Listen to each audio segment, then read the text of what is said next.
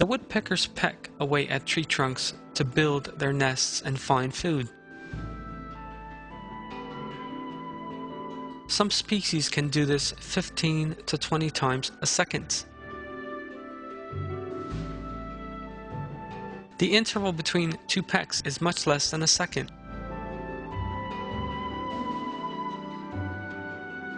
Every time the bird's beak strikes the tree, shock waves are set up inside its head. But its cherry-sized brain is unaffected by these. The woodpecker's secret lies in its neck muscles. When it begins pecking, its beak and neck are exactly aligned. The slightest deviation from this could lead to tearing inside the brain. There is no difference between this high-speed pecking and hitting the head against concrete. The fact that the bird's brain comes to no harm is made possible by means of an extraordinary structure. Most birds' skull bones are fused together. The movement of its jaw opens the beak. In the woodpecker, however, a rubbery substance that absorbs the shock waves arising during pecking separates the beak and the skull. This flexible substance is far superior to the shock absorbers in cars. This superiority stems from the fact that it can absorb shock waves arising at very short intervals.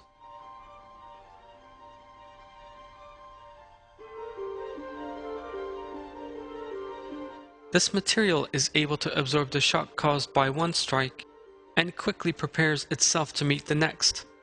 In addition, it manages this in the face of a strike rate greater than 10 in a second. This substance is far superior to any equivalent developed by present-day technology.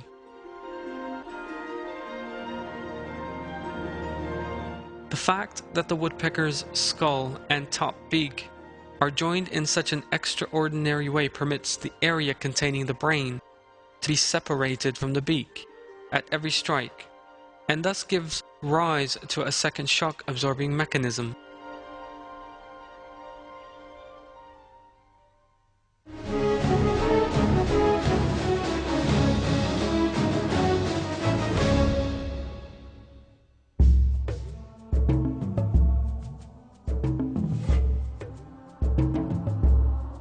At up to 5 meters in height, the giraffe is one of the largest terrestrial animals in the world. In order to survive, it has to pump blood from its heart to the brain 2 meters above it.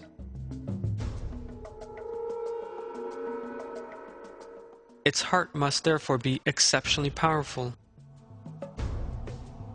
Indeed, the giraffe's heart is as powerful as to pump blood at a pressure of 350 torrs. This system, which is normally fatal to human beings, lies in a special compartment equipped with small blood vessels capable of dealing with this potentially lethal pressure. That section leading from the head to the heart contains a U system formed by veins running up and down. The blood vessels running on the opposite direction neutralize the total pressure, preventing sudden hemorrhaging caused by internal pressure. The legs and feet also require special protection in that part, descending downwards from the heart. The fact that the skin around the giraffe's legs and feet is very thick protects it from the negative effects of blood pressure. There are also small valves inside the veins that can halt the strong flow of blood, and thus bring the pressure under control. The greatest threat, however, arises when the animal lowers its head to the ground in order to drink.